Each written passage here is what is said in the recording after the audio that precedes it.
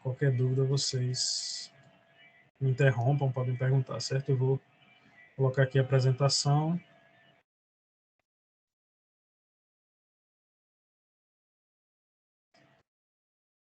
Certo. Vocês veem minha tela, né? Sim. Sim.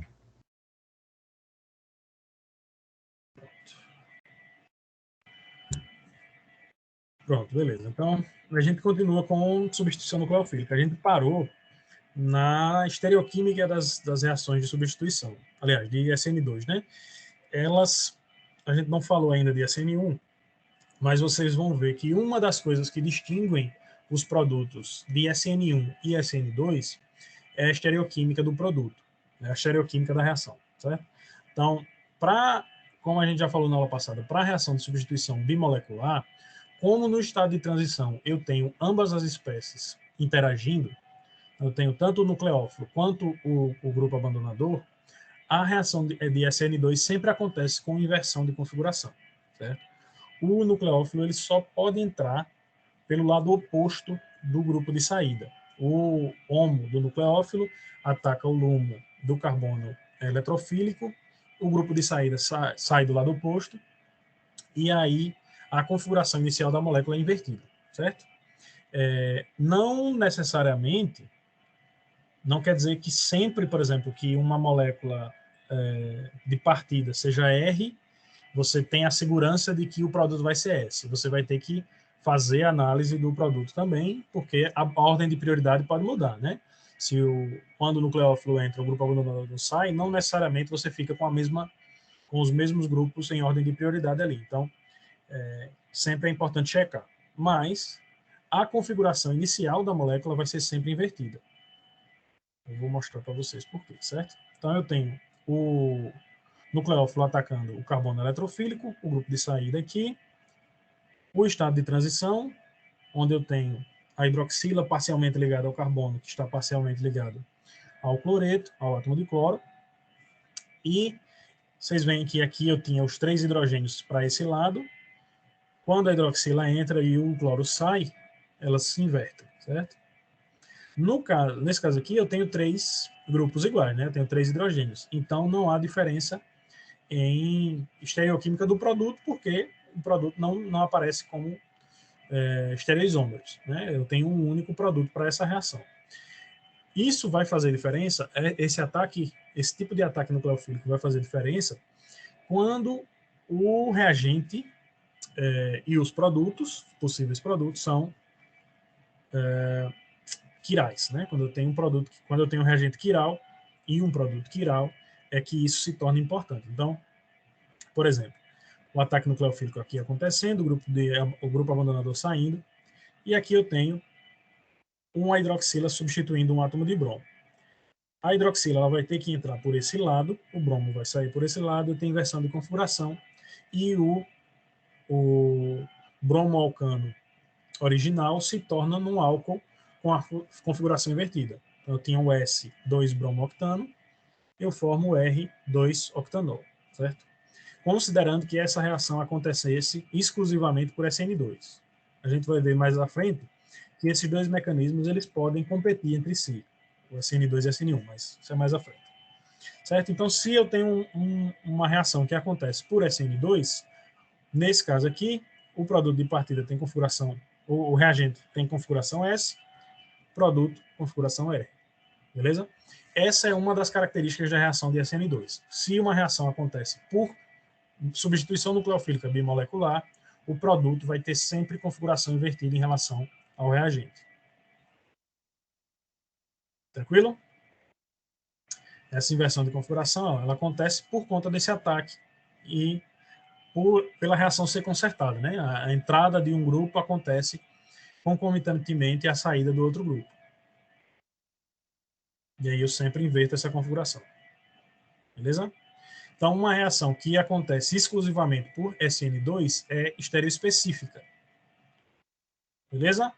Vocês lembram da aula de estereoquímica que uma reação estereoespecífica é aquela que gera um único isômero.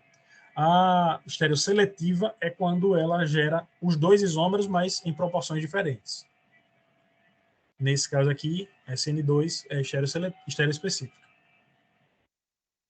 Inversão de configuração, saída do grupo abandonador, entrada do nucleófilo pelo lado oposto. Configuração inicial R, configuração do produto S. Beleza? Então, isso pode acontecer quando eu tiver um estereocentro, quando eu tiver dois, quando eu tiver um ciclo. Tanto faz. No caso do ciclo aqui, eu tenho diastereoisômeros, né, possíveis. Aqui, por exemplo, o grupo metil e o iodo estão do mesmo lado, no mesmo plano da molécula. Quando eu tenho o ataque nucleofílico pelo metóxido, né, grupo metóxido, ele vai entrar no lado oposto ao iodo. O iodo sai, o nucleófilo ataca pela frente e o produto agora vai ser o diastereoisômero com a configuração invertida. Certo? Essa inversão de configuração para SN2, ela sempre vai acontecer.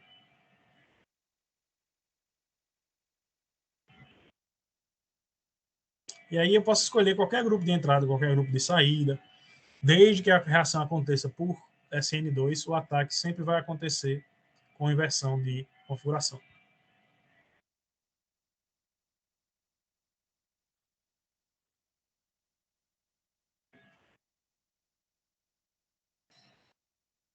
Isso pode ser observado, por exemplo, quando a gente coloca esses... Se eu pegar o produto de uma reação de SN2 e colocar no polarímetro, eu vou observar que eu tenho a formação de um único isômero, de um único estereoisômero, certo?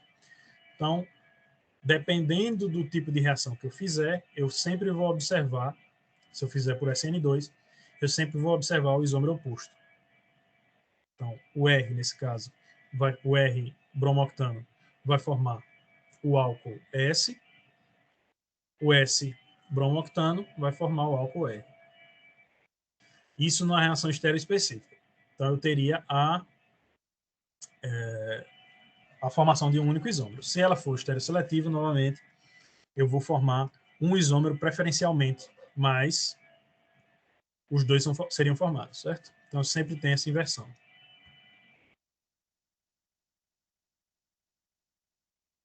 Tranquilo até aqui? Professor, Oi. e se tiver mais de uma letra na molécula, como é que eu vou saber qual nucleófilo vai atacar? Ou atacar todas? Boa pergunta. Se eu tiver mais de uma letra na molécula, certo? Deixa eu desenhar aqui.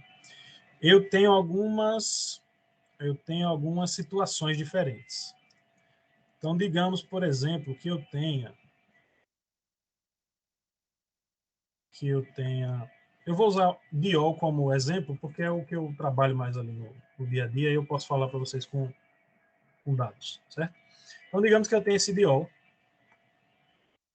e eu vou fazer uma reação de substituição. Eu uso ácido bromídico, por exemplo, que é isso que a gente usa bastante lá no laboratório. Eu posso depois passar a referência para vocês. Então, eu faço. Essa reação acontece por SN2, certo? Aqui eu não vou me importar com inversão de configuração, porque eu não tenho centro quiral, certo? Apesar do ataque sempre acontecer pelo lado oposto ao grupo de saída, eu não me importo com a configuração, porque ele gera um único produto para cada substituição. Então, esse tipo de substituição acontece... Eu uso ácido, aí o ácido bromídico ele vai protonar a hidroxila. A hidroxila não é um bom grupo abandonador. Para que eu transforme essa hidroxila em um bom grupo abandonador, eu preciso... deixa eu ver se dá certo aqui. Vai ficar estranho, né? Eu preciso protoná-la. Então, se eu fizer uma reação de substituição com ácido, esse ácido primeiro protona a hidroxila,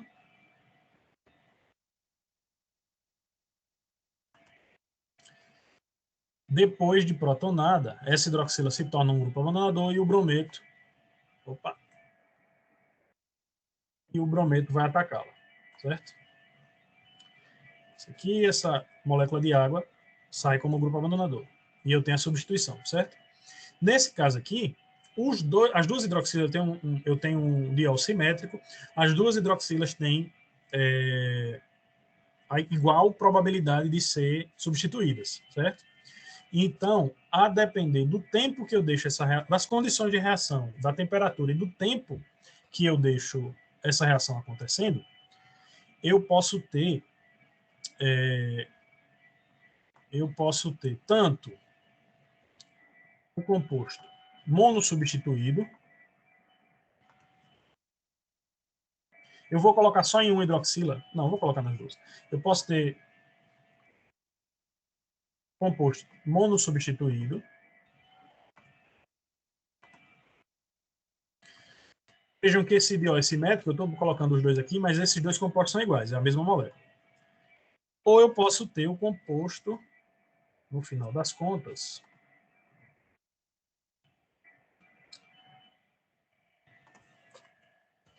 e substituído.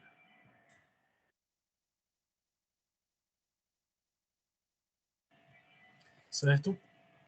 Então, se eu quiser, e é isso que a gente faz, eu passo depois a referência para vocês, isso que a gente fez lá no laboratório, se eu quiser obter esse composto aqui com uma única hidroxila e um bromo, uma das coisas que a gente pode fazer é usar um solvente orgânico de polaridade mais baixa. Essa reação vai acontecer em água, mas eu uso um solvente, um cosolvente orgânico, em grande quantidade, e aí esse produto, quando ele ganha um bromo, ele fica menos polar do que o diol, ele passa para o solvente orgânico e eu acabo protegendo a segunda hidroxila. Isso evita que eu forme esse produto aqui de bromado. Se eu deixar por mais tempo reagindo, eventualmente o produto de bromado vai ser formado, certo? Nesse caso aqui, eu tenho duas hidroxilas, ou dois grupos abandonadores iguais, com propriedades iguais, com chances iguais de serem substituídos, certo? Essa é uma das situações.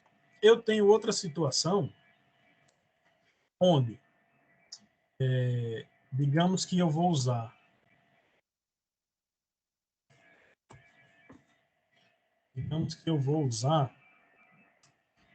agora vamos inverter. Eu quero substituir o aleto pela hidroxila. Então, eu vou colocar um meio básico e aí eu vou colocar, por exemplo, dois aletos diferentes.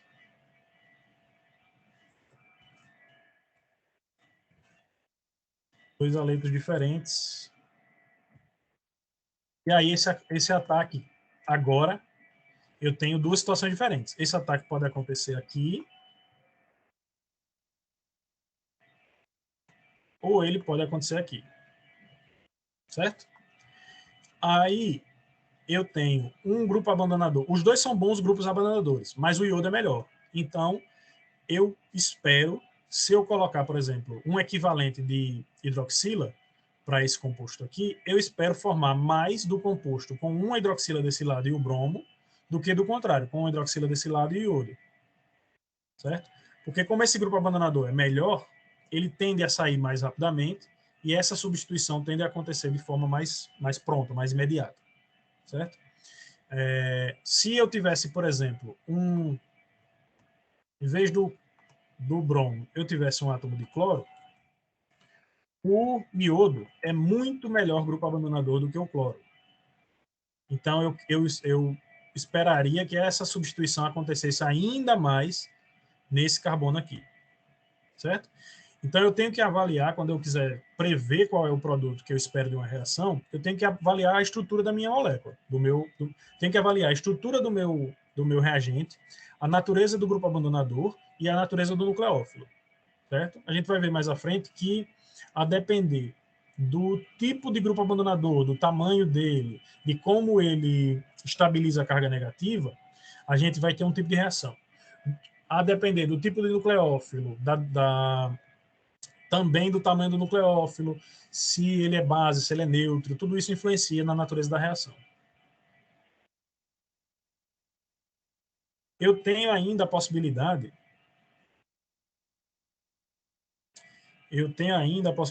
dependendo da reação, de modificar os parâmetros dessa reação.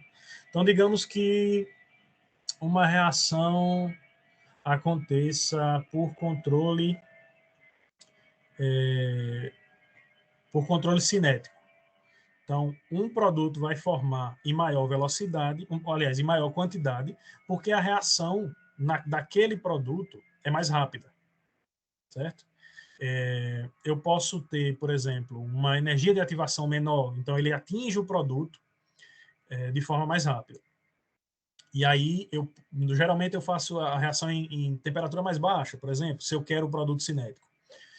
Se, por outro lado, a reação tiver controle termodinâmico, digamos que o produto tenha bem menos energia livre, tem uma energia livre bem mais negativa em relação ao reagente, certo?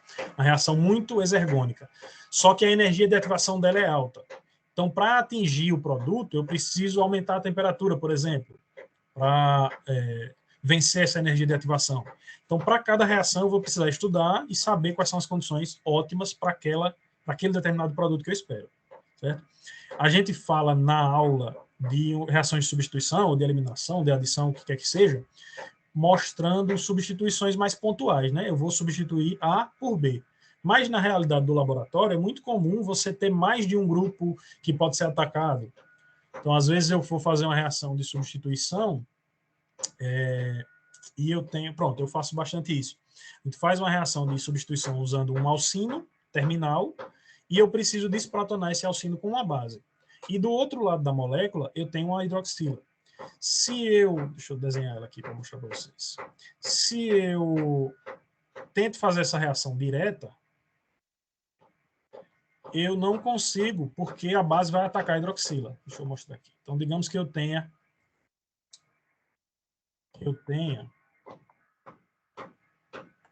um composto dessa natureza aqui. Peraí, né?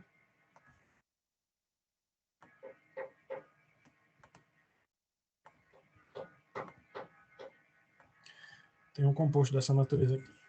Opa. Aqui eu tenho um hidrogênio. E eu quero desprotonar esse alcino, quero arrancar esse hidrogênio desse alcino, formar um carbânion, fazer com que esse alcino se torne um nucleófilo, certo? Eu quero fazer uma substituição de nucleofílica usando o alcino, usando esse carbono aqui como nucleófilo, beleza? Se eu fizer essa reação aqui, em presença da hidroxila, eu vou, em vez de atacar o alcino, aliás, eu posso até atacar uma parte, mas eu vou atacar muito mais a hidroxila, vou desprotonar essa hidroxila, então a reação não vai acontecer do jeito que eu quero. Então, quando eu faço isso aqui, eu vou usar um grupo protetor, eu vou fazer uma reação prévia, vou proteger essa hidroxila, e aí eu evito que a base ataque desse lado. Certo? Esse ataque aqui não vai acontecer. Opa. Porque a hidroxila está protegida. Então, para cada... Ficou bom não isso aqui, né? Mas vocês entenderam. Não vai atacar aqui. Para cada tipo de reação específica, eu vou ter que estudar quais são as melhores condições para aquela situação, certo? Aqui na disciplina eu vou mostrar para vocês o geral, a base, e vocês vão ter, espero eu, né? Vocês vão ter subsídio para poder procurar, quando forem fazer as suas reações, para poder procurar qual é a metodologia para ela. Beleza? Mais alguma dúvida?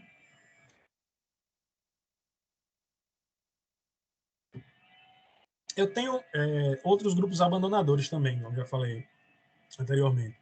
Então, isso vai depender, o tipo de reação que eu vou fazer no meu laboratório vai depender das condições que eu tenho ali, quais são os reagentes, qual é o produto que eu espero.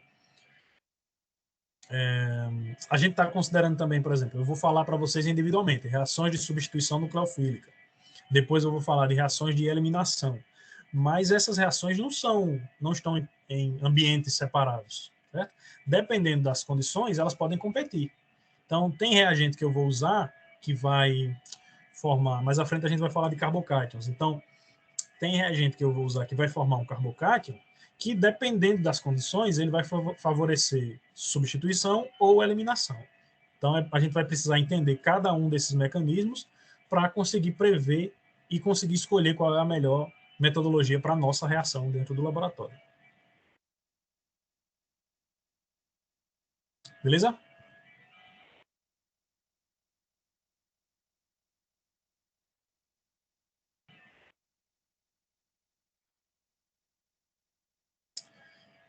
Certo. Então, como eu falei para vocês, a velocidade da reação, a taxa com que o produto é formado, o produto que vai ser formado. Vocês veem minha tela, né?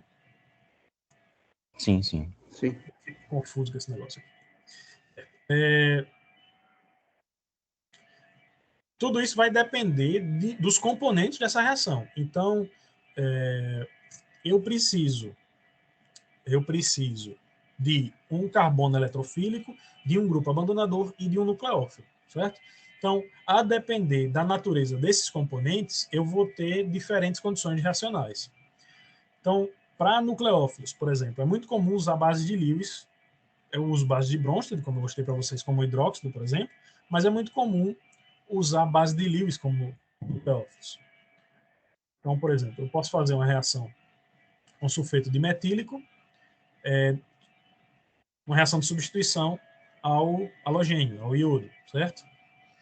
Então, vejam que eu não tenho uma base de Bronsted, eu tenho uma base de Lewis, o enxofre tem pares de elétrons que ele pode doar, e aí ele ataca o carbono, o iodo sai, e eu formo iodeto, formo um sal, né?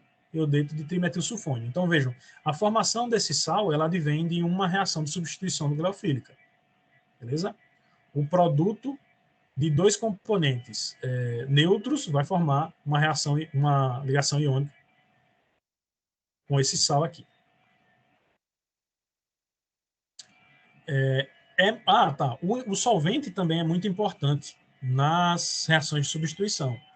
Uma das propriedades que o solvente confere é a própria dissociação através do solvente, né? A solvólise. Então, se eu tenho, por exemplo, uma espécie que é passível de dissociar em água, eu consigo formar um álcool, por exemplo, um haleto de alquila em água, eu tenho como formar um álcool e o sal, o ácido vindo da água e do haleto, né? Então, eu formo hidrônio, formo um haleto, iodeto, brometo, cloreto, certo? Esse tipo de situação, ela é dita solvólise porque a gente usa a água como solvente, ele está em muito maior quantidade do que o haleto.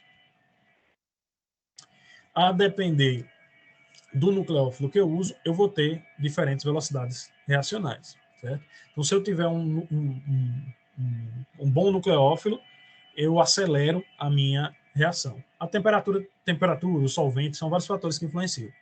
A gente vai ver cada um deles mais à frente. Bom, então a gente precisa diferenciar aqui um pouquinho nucleofilicidade de basicidade, certo? Muitas vezes, quando a gente faz uma reação, esses dois conceitos são intercambiáveis. Eu consigo uma boa base, pode atuar também como um bom nucleófilo, mas isso nem sempre é verdade, certo? Então, a força nucleofílica ou nucleofilicidade é a medida da rapidez com que uma base de Lewis desloca um grupo de saída. Então, se eu tenho, por exemplo, eu posso ter uma base forte e um nucleófilo forte, ou posso ter uma espécie que é uma base mais forte, mas é um nucleófilo mais fraco. Certo? Então, se eu tenho aqui, por exemplo, uma base de um álcool, é uma base muito forte. Certo? É uma base muito forte. E ela é também mais nucleofílica que uma base mais fraca. Como a gente já viu em ácidos e bases, né? Aqui no caso do ácido, quanto mais baixo o pKa do ácido conjugado, quanto mais ácido, mais forte o ácido conjugado, mais fraca é a base, né?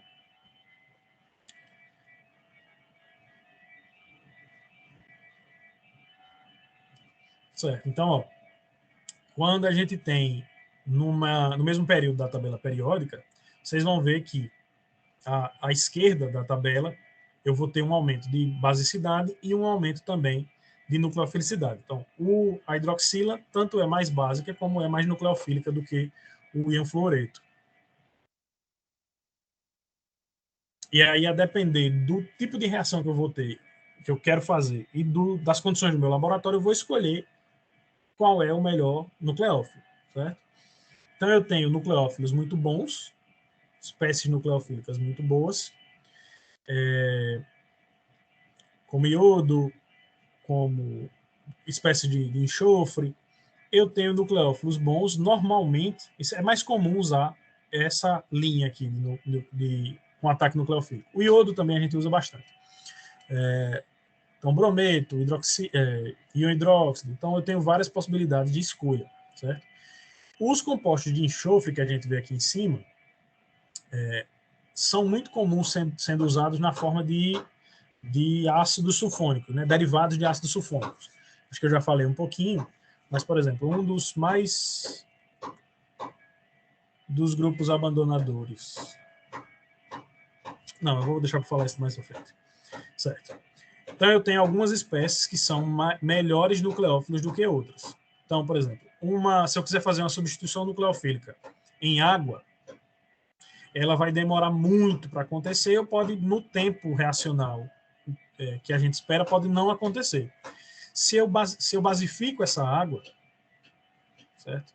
Se em vez de água eu tenho hidróxido, aí a reação acontece muito mais rapidamente. Né? Que você vê a reatividade relativa. Então, por exemplo, se eu usar hidróxido, íon hidróxido, em relação à água, eu vou ter uma reatividade 10 mil vezes maior. Então, a escolha do nucleófilo é muito importante. A escolha do nucleófilo também é importante quando eu analiso o substrato que vai ser atacado, certo? Então, a depender do quanto que o carbono a ser atacado ele é livre, a minha reação vai acontecer de forma diferente. Então, por exemplo, aqui eu tenho 3 hidrogênios e o átomo de bromo ligado ao carbono eletrofílico, certo? O ataque desse nucleófilo aqui, ele é favorecido, ele está livre. Eu tenho 3 átomos pequenos, 3 grupos pequenos aqui ao redor, então basicamente não tem impedimento. Esse ataque acontece muito facilmente. A hidroxila ataca, o bromo sai, certo? Não tem impedimento.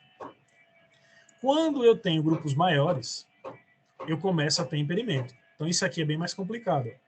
Uma reação de substituição SN2 em um haleto primário é muito mais fácil do que em um haleto terciário. Para que esse mecanismo aconteça, aqui, vejam, lembrem-se que o ataque acontece enquanto o bromo ainda está ligado, por isso o nucleófilo tem que atacar pelo lado oposto. Então eu tenho 3 metilas aqui, impedindo estericamente o ataque dessa hidroxila, desse nucleófilo. Então essa reação, em comparação a essa, é muito desfavorecida. Beleza? Esse mecanismo num haleto terciário é muito complicado. Em carbonos terciários, de forma geral, SN2 é muito complicado, muito difícil de acontecer. E a gente vai ver como é que isso é contornado mais à frente. Então, quanto mais congestionada vai ser o ataque, vai ser a região a ser atacada, mais difícil que uma reação proceda por SN2, certo? Então, se eu tenho um haleto primário, grupo abandonador, certo? Estou falando haleto, mas pensem num grupo abandonador ligado a um carbono. Se ele é primário, eu basicamente não tenho impedimento, certo? 3 hidrogênios, átomos bem pequenos, não tem impedimento estérico, não tem impedimento espacial. Quando esse carbono é primário, agora eu já tenho uma metila, esse haleto é primário, eu já tenho uma metila que dificulta um pouco o ataque.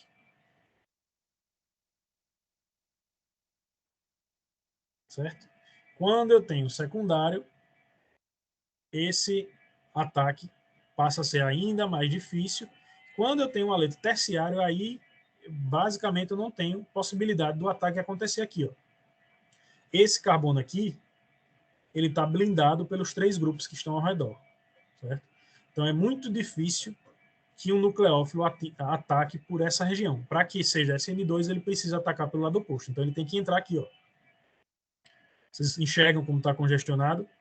Então, esse carbono ligado ao haleto aqui, esse haleto terciário, ele não consegue reagir por SN2. Praticamente não consegue reagir por SN2.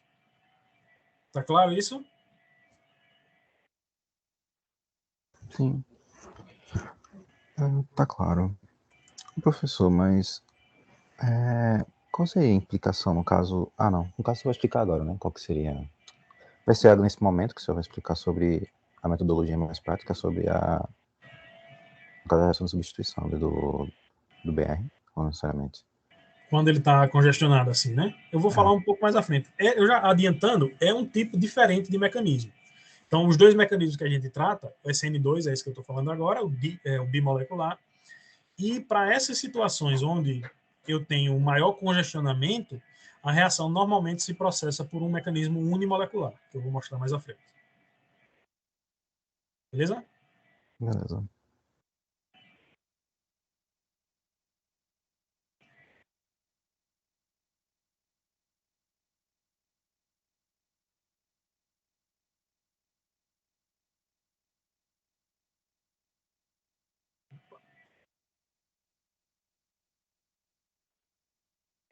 Certo. Esse impedimento, ele é mais comum a gente tratar desse impedimento estérico quando os grupos estão ligados ao próprio carbono. Então, um haleto primário, ele reage mais facilmente por SN2 do que um secundário, que reage mais facilmente do que um terciário. O terciário, basicamente, não vai reagir por SN2, né? Mas eu posso ter, por exemplo, esse caso aqui do brometo de neopentila, eu tenho um haleto primário. Vejam que eu tenho um carbono ligado ao haleto que só tem outro carbono ligado, tem 2 hidrogênios, certo? Então, esse carbono aqui, ele não tem vários grupos que estão ligados a ele. Só que ele tem apesar de ter um único grupo, esse único grupo que está ligado a ele é muito volumoso, certo? Então, eu tenho aqui o caso de um haleto primário que reage muito pouco por SN2. Ó, esse carbono aqui, apesar dele ter 2 hidrogênios, o ataque precisa acontecer pelo lado oposto ao grupo de saída, e esse lado oposto está bem congestionado, certo? Então, quando a gente fala de substituição nucleofílica bimolecular, eu preciso, assim, para que ela aconteça mais prontamente, eu preciso de um ambiente onde o nucleófilo possa atacar. Se eu tiver um nucleófilo pequeno, eu ainda posso fazer com que essa reação aconteça, pelo menos em parte, por SN2. Mas um nucleófilo grande não vai reagir, não vai conseguir acessar o ciclo de reação. Então, o brometo de neopentila, apesar de não ser terciário, é um haleto primário, mas ele está bem impedido, certo? Esse grupo aqui está bastante impedido. Eu poderia ter, por exemplo, em vez de ter uma metila aqui, eu poderia ter uma fenila, poderia ter um anel aromático. Aí ele ficaria ainda mais impedido. Então vejam que o impedimento estérico não é exclusivo de situações onde o carbono ligado ao grupo abandonador tem vários grupos ligados a si também. Certo? Eu posso ter um grupo vizinho que é tão grande que impede que a reação aconteça. Então, para reações de substituição nucleofílica, em termos de substrato, certo? Quando a gente trata do carbono eletrofílico. Se eu tenho um carbono terciário, ele é mais congestionado, mais impedido e, por isso, menos reativo. O secundário é mais reativo do que o terciário, o primário é o que é mais reativo dos substituídos, e o haleto metílico, ele vai ser o mais reativo de todos, certo? Então, para formar um produto de substituição SN2 do bromometano, por exemplo, é muito fácil, certo? O bromo sai facilmente, o ataque acontece de forma bem rápida. E aí fica a dúvida que eu acabei já respondendo, né? Os carbonos terciários, eles vão sofrer ataque nucleofílico, eles podem reagir por reações de substituição, eles reagem, só que não da forma como nós vimos até aqui. Na SN2, eu tenho o ataque do nucleófilo e a saída do grupo abandonador acontecendo numa reação concertada, com um intermediário onde tanto o nucleófilo quanto o grupo abandonador estão parcialmente ligados ao carbono eletrofílico. Quando eu tenho uma reação de substituição unimolecular, e isso acontece principalmente em aletos terciários, aletos substituídos e impedidos, o mecanismo é diferente. Então, a gente vai usar o cloreto de tercibutila como base para estudar isso, né, como reagente protótipo para a gente estudar isso, sofrendo o ataque do hidróxido. Então, eu tenho uma reação do cloreto de tercibutila, vejam, carbono eletrofílico bastante substituído, e uma molécula de água, substituição, formando o álcool, tercibutanol e o ácido clorídrico. Essa reação, diferente da anterior, eu vou ter 3 etapas. E isso a gente consegue, de forma semelhante ao que a gente viu anteriormente, a gente consegue determinar que isso acontece estudando a cinética da reação. A gente vai ver um pouco mais à frente. Então, numa reação de substituição nucleofílica, eu tenho um carbono também eletrofílico, um grupo abandonador, certo? Esse grupo abandonador, do jeito que a gente viu até aqui, ele vai sair levando consigo o par de elétrons dessa ligação, certo? A diferença da SN2 para SN1, de SN1 para SN2, é que o ataque nucleofílico, o nucleófilo só vai atacar esse carbono depois que o grupo abandonador sair. Então, na SN1, eu tenho a clivagem primeiro da ligação do carbono ao grupo abandonador, nesse caso o cloro, e a formação de um carbocátion. Depois que esse carbocátion é formado, é que o nucleófilo ataca, formando um novo cátion. No caso da molécula de água, eu vou formar um sal, um cátion oxônio, e depois eu tenho a transferência de um hidrogênio para formar o álcool no final, certo? Então, a primeira etapa, a formação do carbocátion, é aquela que determina a velocidade da reação. A gente viu que para reações bimoleculares, as duas espécies, tanto a concentração do nucleófilo como a concentração do grupo abandonador, do substrato, são importantes, né, para a velocidade da reação. No caso de SN1, não. O que determina a velocidade é a formação desse carbocátion. Por quê? Porque depois ele é uma espécie muito reativa. Depois que o carbocátion é formado, o ataque nucleofílico acontece muito rapidamente, certo? Então, o que faz com que a reação prossiga é a formação desse intermediário. A velocidade depende exclusivamente da concentração do aleto, porque é o aleto que vai formar o carbocátion, certo? Por isso que ela é dita unimolecular, porque a velocidade, a etapa que determina a velocidade da reação depende exclusivamente dessa espécie, do carbono eletrofílico contendo o grupo abandonador, certo? Então, a velocidade da reação é determinada por uma única espécie, a concentração de uma única espécie. Por isso, ela é dita substituição nucleofílica unimolecular, ou SN1. É uma reação de primeira ordem, e é uma substituição nucleofílica, por isso ela é dita SN1, certo? Então, como é que funciona a reação SN1? Eu tenho... eu tenho uma explicaçãozinha aqui, né? Então, uma reação de muitas etapas, a velocidade global da reação é determinada pela etapa mais lenta, certo? Então, se eu tiver 2, 3, 4 etapas numa reação, a velocidade vai ser determinada pelo gargalo. Aquela etapa que leva mais tempo para acontecer, ela limita a velocidade da reação como um todo. Então, digamos que eu tenho aqui uma reação que acontece em 3 etapas. Eu tenho um reagente que forma o primeiro intermediário, forma o segundo intermediário, forma o produto. Como essa primeira etapa é mais lenta, à medida, digamos que eu considerasse isso aqui em unidades. Então, quando um intermediário desse é formado, ele reage rapidamente para formar o segundo, que reage rapidamente para formar o terceiro. Quando a segunda unidade desse intermediário vai ser formada, essa daqui já foi consumida, certo? Então, o que determina quanto tempo a reação vai levar é essa primeira etapa aqui, essa constante dessa primeira etapa aqui, que é o caso da reação de SN1. certo? Então, como a constante da primeira etapa é muito menor do que as das seguintes, é ela que determina a velocidade de reação. Pronto. Esse exemplo dessa queda de areia numa ampulheta com vários globos é interessante. Então, por exemplo, numa das etapas, nesse caso aqui, na primeira, o gargalo é menor, mais estreito. Então, se eu encher isso aqui de areia e deixar escorrer, ela vai passar devagar por esse primeiro e vai passar muito rapidamente pelos outros dois. Certo?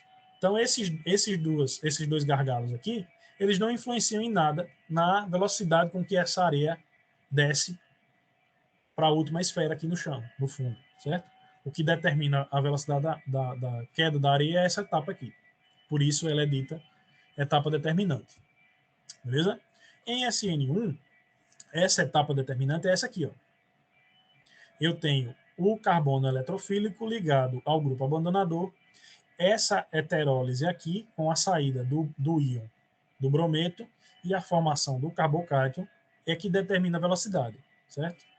Então, digamos que eu tenha um nucleófilo e eu queira aumentar a concentração do nucleófilo visando aumentar a velocidade de reação.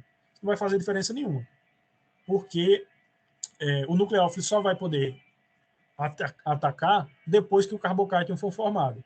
Então, se eu coloco um equivalente ou 10 equivalentes, a velocidade da reação vai ser a mesma.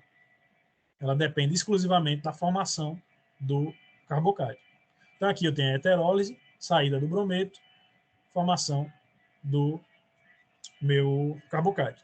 Etapa lenta.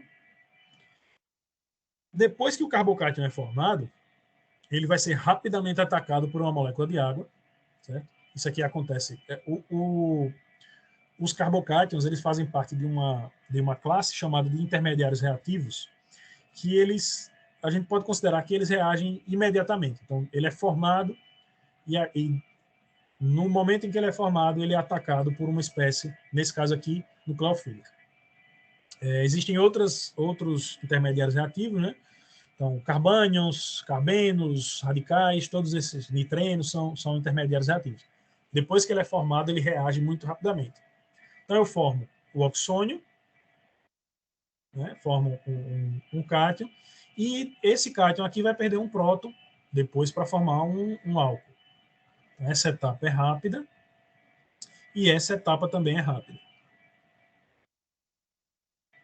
Certo? Então, a primeira diferença entre SN1 e SN2 é isso. A velocidade de reação na SN1 é determinada pela velocidade de formação do carbocátion. E isso depende da concentração do meu brometo, nesse caso. Brometo de alquila. Beleza? A constante 1 é bem menor do que as outras duas. Então, não importa. Se eu quiser colocar mais água para tentar acelerar a reação, não vai fazer diferença nenhuma. Para fazer com que essa reação aconteça mais rapidamente, em termos de concentração de reagentes, eu preciso aumentar a concentração do aleto. Beleza até aqui?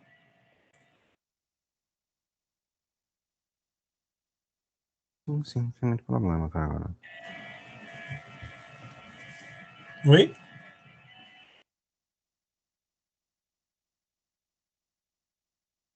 Não entendi. Não sei se o meu áudio está baixo, eu não entendi a pergunta. Não, no caso, eu não havia feito pergunta. Não sei quanto Jean Carlos, mas eu falei tudo bem. Ah, tá, beleza. Tá, tranquilo. Eu continuo gesticulando aqui, achando que vocês estão me vendo, né? Vocês não estão me vendo, não. Certo. Vamos lá. Então, esse mecanismo ele acontece em múltiplas etapas, diferente de SN2. Primeiro, eu preciso formar o carbocátion. Então, tem a ionização, dissociação por heterólise. O grupo abandonador leva consigo um par de elétrons e deixa uma espécie carregada positivamente. Essa espécie vai ser posteriormente atacada pelo nucleófilo e se formar um cátion, eu preciso desprotonar, senão a reação acaba aí, né? Quando a gente trabalha com essa substituição em água, eu vou precisar da etapa de desprotonação. Então, vejam só. Vejam que nesse diagrama de energia livre, a energia de ativação para formar o carbocátion é a maior de todas. A variação de energia livre necessária para formar esse carbocátion é a maior de todas. Por isso também que ele é a etapa limitante, né? Eu preciso de mais energia. Depois que essa primeira energia de ativação é vencida e o carbocátion é formado, a energia de ativação para as demais, vocês veem que é bem menor, né? A energia de ativação para a segunda etapa, é daqui até aqui, então ela acontece muito mais prontamente. Certo? Então vejam que nesse caso aqui, eu tenho uma reação exergônica, os produtos têm energia livre menor do que os reagentes, ligeiramente menor do que os reagentes, mas para que a reação aconteça, eu preciso de um fornecimento alto de energia inicial, certo? Depois que o carbocátion é formado, a reação prossegue bem mais facilmente. Então, a etapa limitante, normalmente é isso que vocês vão ver no diagrama de energia. A etapa limitante de reação ela vai ter a maior energia livre de ativação, até a maior energia inicial, né, para atingir o estado de transição. Depois que o primeiro intermediário é formado, geralmente você tem a necessidade de menor quantidade de energia e a reação acontece bem mais rapidamente. A segunda etapa, ali era mostrando a primeira etapa, né? A segunda etapa, que é o ataque do nucleófilo ao carbocátion. Nesse caso aqui, o nosso nucleófilo vai ser a água, né? O oxigênio com pares de elétrons não ligantes. Um desses pares de elétrons ataca o carbono, forma um oxônio, forma um cátion com a carga no oxigênio, um ataque nucleofílico, né? Nucleófilo, eletrófilo, e essa reação é bem rápida. Cada carbocátion formado rapidamente reage com as moléculas de nucleófilo ao redor. E aí, essa segunda etapa tem uma energia de ativação bem menor. Certo? Eu tenho a formação desse segundo intermediário, e essa formação é bem rápida, certo? A terceira etapa é simplesmente a transferência de um próton para uma molécula de água, também bem rápida. E aí eu formo o álcool terciário, em meio ácido, certo? Então, quando vocês observarem que o carbono eletrofílico, o carbono a ser atacado, ele é terciário, ele é um haleto, um álcool terciário, por exemplo, já suspeitem que a reação vai acontecer por SN1, preferencialmente por SN1, certo? Porque, de novo, para que a reação acontecesse por SN2, eu precisaria atacar do lado oposto a saída da hidroxila, e ela está bastante impedida com a presença destes 3 radicais metil. Então, a primeira, como a gente já falou, a primeira diferença de SN1 para SN2 é isso. A etapa determinante da velocidade de reação é a formação do carbocátion. Ela não é uma reação concertada, ela acontece em etapas, e a primeira etapa é a mais lenta. No final, eu tenho também pequena energia de ativação e a formação do produto mais estável. Só mostrando as etapas rápidas, onde a primeira etapa tem uma constante muito menor do que as duas seguintes, e é ela que determina a velocidade de reação. No caso da substituição com água, eu tenho 2 intermediários e 3 estados de transição. O estado de transição mais importante, como a gente viu no diagrama, é esse aqui, onde eu tenho a ruptura parcial dessa ligação. Para atingir esse estado, para atingir esse intermediário aqui em cima, esse estado de transição aqui em cima, é que eu preciso fornecer mais energia. É essa etapa que exige maior energia, e é por isso que ela determina a velocidade de reação. Beleza? Tranquilo até aqui, né? Vamos lá. Qualquer dúvida é só parar. Certo, então a gente vai, para entender como é que funcionam as reações de substituição, a gente precisa entender a natureza dos carbocátions, certo? Então, para que uma reação aconteça pelo mecanismo de SN1, eu preciso formar um carbocátion. Então, eu tenho que entender quais são as espécies, quais são as situações onde a formação desse carbocátion é favorecida. Certo? Então, carbocátions são espécies onde a carga, pelo menos inicialmente, ela é localizada no carbono. Eu falo pelo menos em princípio, porque se eu tiver um grupo doador de elétrons próximo, essa carga pode ser estabilizada, beleza? Eu tenho carbocátions clássicos e não clássicos, a gente não vai falar dos não clássicos na disciplina. Então, a gente tem os íons carbênio, com o carbono sp2 e um sexteto eletrônico, e os íons carbônio, com um octeto e pelo menos uma ligação de 3 centros, certo? Esses íons carbônio, eles são ditos não clássicos, eles são um pouquinho mais complicados. A gente vai se ater aos carbênios por enquanto. Certo? Então, quando eu falar de carbocátions, aqui na disciplina, entendam que eu estou falando do carbênio. Eu estou com um par de elétrons a menos, então eu tenho um carbono com 6 elétrons ao redor e deficiente em elétrons, certo? Com um sexteto eletrônico. A gente não vai tratar de carbônios por enquanto. Pronto. Então, a gente vai chegar na segunda diferença em relação à substituição bimolecular, certo? Vejam que, quando eu tenho a formação do carbônio, do carbocátion, eu tenho um carbono agora que tem a hibridização sp2, certo? Ele tem hibridização sp2, ângulos de ligação de 120 graus e tem um orbital P vazio, perpendicular a esses 3 orbitais ligantes, certo? Então, tem um orbital P vazio, perpendicular a esses 3 orbitais ligantes. A gente viu que em SN2, eu tinha o ataque ao LUMO do carbono, certo? Ao orbital desocupado de menor energia. Nesse caso aqui, eu tenho um orbital vazio, tem um orbital P vazio. Então, esse orbital é o que vai ser atacado. O nucleófilo vai interagir com o orbital P vazio. Esse ataque ele pode acontecer de qualquer um dos dois lados, certo? Eu tenho um orbital P, esse carbono é eletrofílico, ele é deficiente em elétrons, e o ataque ele pode acontecer por cima ou por baixo, certo? E a gente vai ver como é que isso acontece mais à frente. O que é que isso traz de importância para a reação de SN1? Bom, então o que a gente viu até agora de carbocátions. Para que um carbocátion seja formado, eu preciso que a espécie carregada positivamente seja estabilizada de alguma forma. Então, se eu tiver grupos, quanto mais grupos eu tiver ligado ao carbono deficiente em elétrons, principalmente se esses grupos forem doadores de elétrons, mesmo que fracamente, como é o caso dos grupos alquil, eu vou ter uma certa estabilização dessa carga. Então, para carbocátions sem outros heteroátomos ligados, eu tenho que, quanto mais substituído ele for, mais estável ele é. Se ele é mais estável, mais facilmente ele vai ser formado, certo?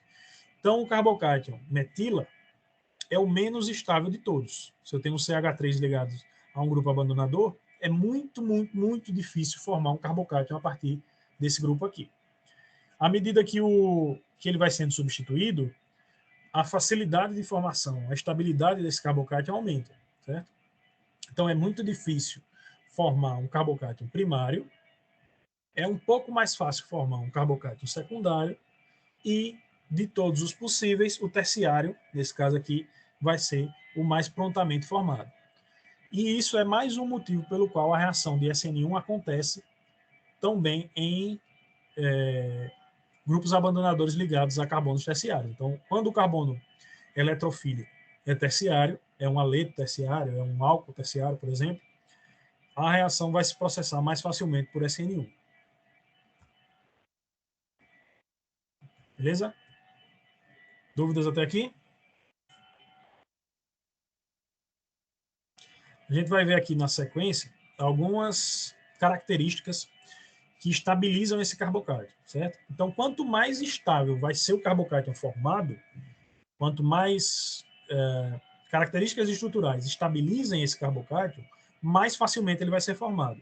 Se ele é formado mais facilmente, eu consigo fazer com que a reação se proceda por SN1 mais facilmente, certo? Já que a etapa limitante da reação é a formação do carbocátion, quanto mais fácil for essa formação, melhor vai ser a minha reação SN1. Beleza?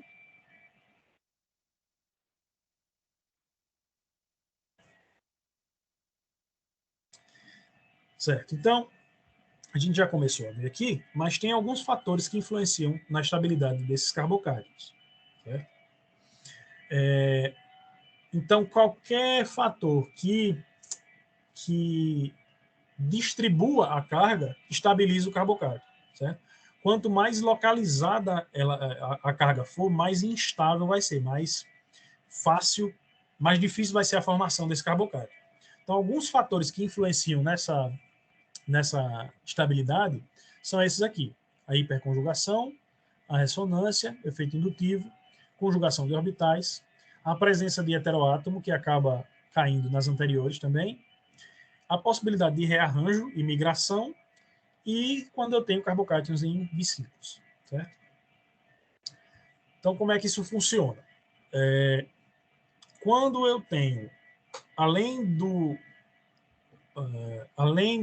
efeito, eu acho que eu já adiantei um pouquinho, mas quanto mais substituído for o carbocátion, eu vou ter dois efeitos que estabilizam essa carga formada. Eu tenho o efeito de hiperconjugação e o efeito indutivo, que eu já falei mais atrás. Eu vou falar um pouco mais à frente. Então, quando eu tenho um carbocátion substituído, eu tenho o efeito de hiperconjugação, que faz com que a carga desse carbocátion aqui, ela fique menos localizada no carbono eletrofílico. Certo? Então, o carbocátion metílico é menos estável que o etílico, que é menos estável que o isopropílico, que é menos estável que o tércio-butílico. Certo? Quanto maior esse efeito, maior a estabilidade.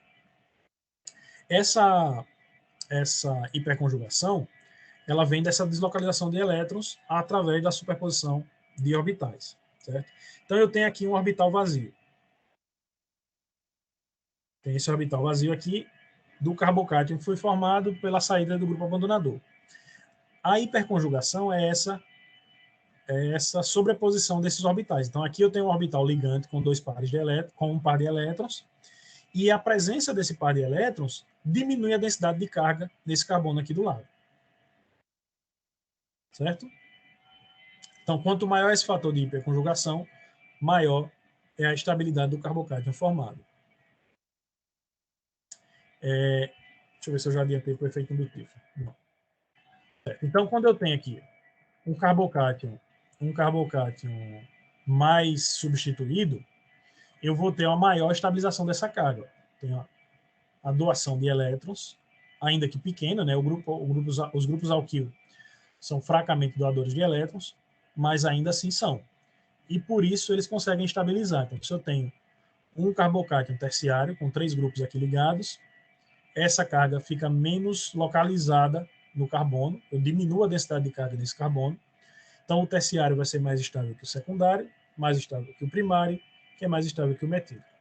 Quando a gente observa o potencial o mapa de potencial eletrostático aqui, né, distribuição de densidade eletrônica, quanto mais azul, mais positivo. Quanto mais azul, maior a carga positiva, menor a densidade eletrônica naquela região. Então, vejam que o metílico concentra muito a carga no carbono central aqui. No etílico, na etila, eu já tenho uma concentração bem menor de carga, ainda está concentrada, mas é menor, bem menor do que no metílico. No isopropil, eu já tenho bem menos carga, ainda vejo o azul aqui no centro, mas bem menos carga. E no teste butílico, eu tenho uma distribuição muito melhor, certo? Então, esse carbono, ele é muito mais estável do que os demais. Se ele é mais estável, ele se forma mais facilmente. Beleza? Lembre-se, quando eu estou falando de estabilidade aqui, estou falando de estabilidade relativa, né? O carbocátion, seja ele tercibutílico ou não, seja ele terciário ou não, ele é muito instável, é muito reativo. Mas nessa escala, dentre os carbocátions, em termos de estabilidade relativa, o terciário vai ser bem mais estável do que os demais. Se ele é mais estável, ele é formado mais prontamente, e aí ele reage mais facilmente.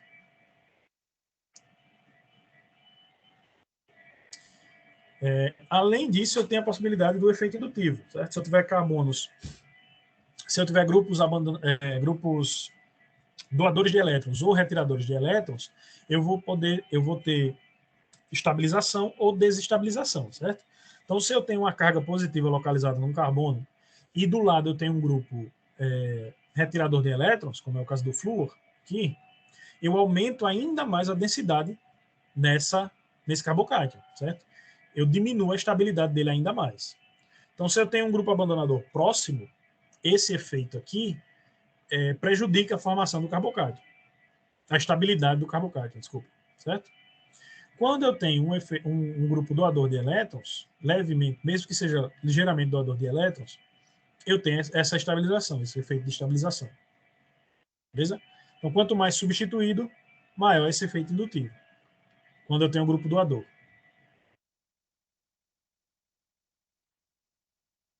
E aí, quanto mais estável o carbocátion, mais facilmente ele vai ser formado e maior a possibilidade de reagir por SN1. Tranquilo até aqui?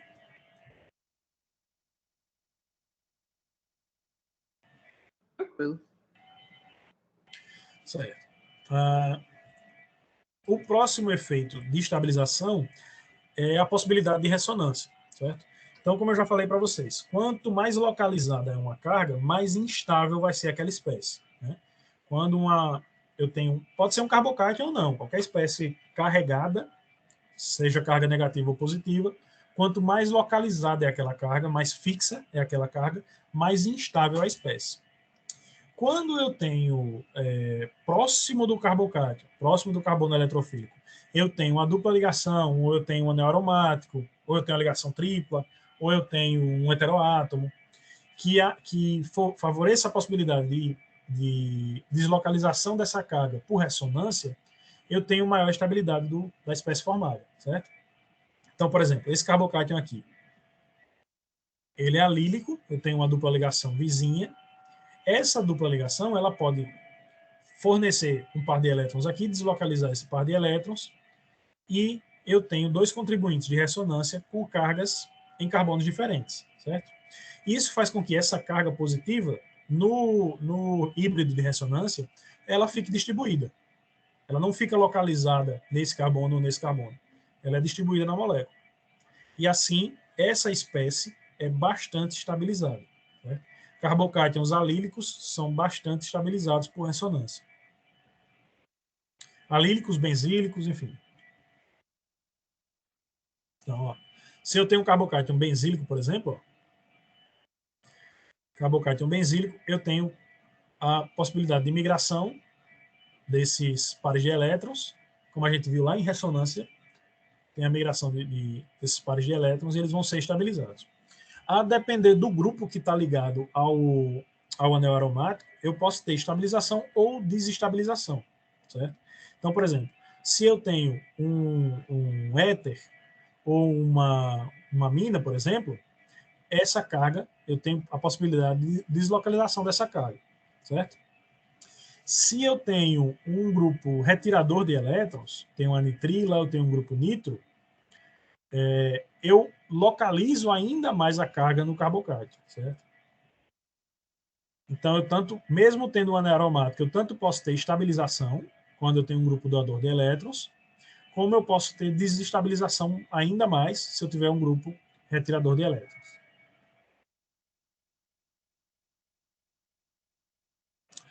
A presença de heteroátomos, ela também favorece a estabilização, a depender do heteroátomo, obviamente, né?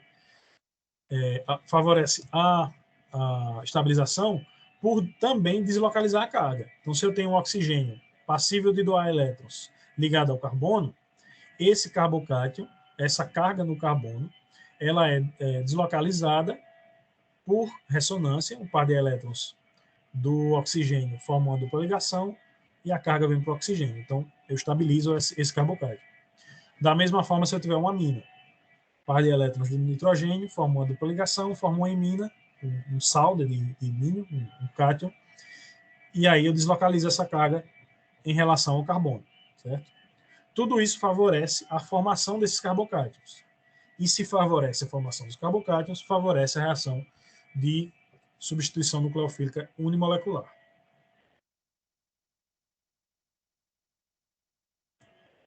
Tranquilo até aqui? Dúvidas? Perguntas?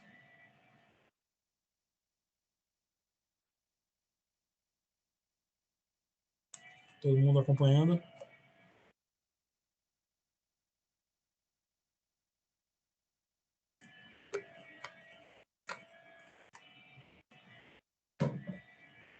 Certo, então vamos lá. A gente tem mais um tempinho, deixa eu falar então da substituição, da estereoquímica da substituição unimolecular.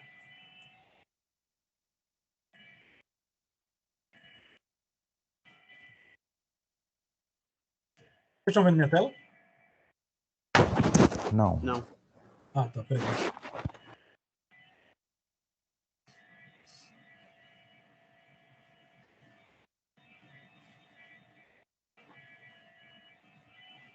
E agora?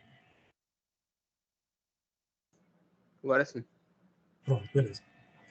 Certo, então a gente viu, eu já falei para vocês, eu tenho primeiro a formação do carbocátion, depois que esse carbocátion é formado, o carbono que tem a carga positiva, ele tem, vai assumir uma geometria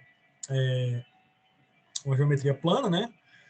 E aí eu posso ter o ataque nucleofílico de ambos os lados, certo? Eu deixo de ter o carbono central com geometria tetraédrica e ele passa a ser trigonal, brevemente, né, enquanto o carbocátion está sendo formado, para que esses três grupos se afastem ao máximo, e eu tenho um orbital P aqui, perpendicular, vazio, certo? Esse orbital P é que vai ser atacado. O ataque, ele pode acontecer, não vai fazer diferença. Ele pode acontecer de qualquer um dos dois lados, certo? Depois que o carbocátion é formado. Se o ataque acontece de um lado, eu vou ter uma configuração. Se o ataque acontece do outro lado, eu vou ter outra configuração. Nesse caso aqui, eu tenho três grupos iguais. Então, não vai fazer diferença. Esse produto é igual a esse produto, certo? Mas quando esse carbono tem substituintes diferentes, eu tenho a possibilidade de formar pares de enantiômeros, certo? Se o ataque acontecer por um lado, eu vou formar um isômero. Se acontecer pelo outro, forma-se outro isômero. E essa aqui é a chave para diferença de estereoquímica nas reações de SN1. Então, se eu não tenho favorecimento, se eu não tenho nada que facilite a entrada por um grupo, por um lado ou por outro, uma reação de SN1 tende a formar misturas racêmicas, ou o mais próximo disso possível, né? A gente vai ver que tem algumas exceções, mas se vocês observarem aqui, ó, eu tenho um produto, eu tenho um reagente S, de configuração S, certo? Então eu tenho um substituinte fenil, um bromo, um etil e um metil, 4 substituintes diferentes, e configuração específica. Eu tenho só um enantiômero, certo? Só que, depois que esse bromo saiu, vai formar um carbocátion, geometria plana, trigonal plana, e agora, o que antes era S, não tem configuração definida. O ataque pode acontecer por esse lado, ou pode acontecer por esse lado. Se o ataque acontece por aqui, eu formo o R. Se o ataque acontece pelo lado oposto, eu formo o S. Certo? Então, numa reação de SN1, mesmo partindo de um composto enantiomericamente puro, eu vou ter a formação de uma mistura dos isômeros, certo? Então, a segunda diferença importante de SN1 para SN2 é essa possibilidade de racemização, ou de obtenção de enantiômeros, de estereoisômeros, a partir de um composto enantiomericamente puro, certo? Já que esse ataque ele pode acontecer de qualquer um dos dois lados, eu não tenho mais uma reação estereoespecífica, né? Dependendo da situação, ela pode ser até seletiva, mas ela não vai ser mais estereoespecífica. E aí eu tenho a formação de um racemato. Então, se eu, por exemplo, pegar esse reagente e colocar lá no polarímetro, ele vai dar um desvio de luz plano polarizada diferente de zero, certo? Eu não sei qual é a configuração específica, a rotação específica, mas vai dar a rotação específica desse composto. Quando eu faço a reação, se ele formar o racemato, o que antes aqui era, não sei, 20, sei lá, aqui vai passar a ser zero. Certo? Então, a partir de um isômero puro, eu vou formar uma mistura. Mistura racêmica, S e R. No caso desse novo éter formado. Beleza? Então, uma das importantes distinções entre SN1 e SN2 dos produtos de reações SN1 e SN2 é essa. Na SN2, se uma reação acontece exclusivamente por SN2, eu vou ter inversão de configuração e formação. Se eu partir de um produto, de um reagente enantiomericamente puro, eu vou ter um produto enantiomericamente puro, se ela acontecer exclusivamente por SN2, e se acontecer por SN1, se eu partir de um produto, de um reagente enantiomericamente puro, eu vou ter uma mistura dos produtos. Então, aqui, por exemplo, eu tenho o enantiômero R, do 2-bromo-butano, certo? Ó, se eu olhar aqui, prioridade 1, 2, 3, o hidrogênio está para trás, isso é o R. Se essa reação acontecer por SN1, eu tenho a saída do brometo, formação do carbocátion, o ataque pode acontecer, essa é a etapa lenta, né, determinante, o ataque pode acontecer por qualquer um dos dois lados. Se o ataque acontece pela frente, eu formo um isômero. Se o ataque acontece por trás, eu formo outro isômero. Depois, os dois são desprotonados para formar o álcool. Isso aqui não influencia nem na velocidade, essa última etapa não influencia nem na velocidade, nem na configuração, só a saída de um hidrogênio. E aí eu vou ter a formação da mistura, do R e do S. Certo? Se essa reação acontecer por SN1, eu vou ter a mistura. A partir de um reagente enantiomericamente puro, eu vou ter a formação de uma mistura de enantiômeros. Da mesma forma, se eu tiver uma estrutura cíclica, então, SN2, a saída desse átomo de iodo forma o carbocátion, saiu o iodo, formou o carbocátion, eu tenho um orbital P perpendicular aos orbitais sp2 agora aqui, hibridizados, uma ligação com geometria trigonal, o ataque pode acontecer por cima, pode acontecer por baixo.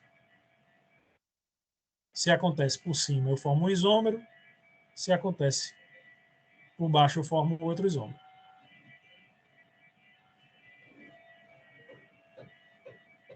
Certo?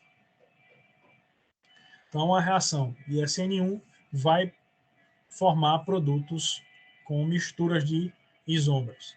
Quando isso for possível, né? Quando o carbono que tem o grupo abandonador for quiral.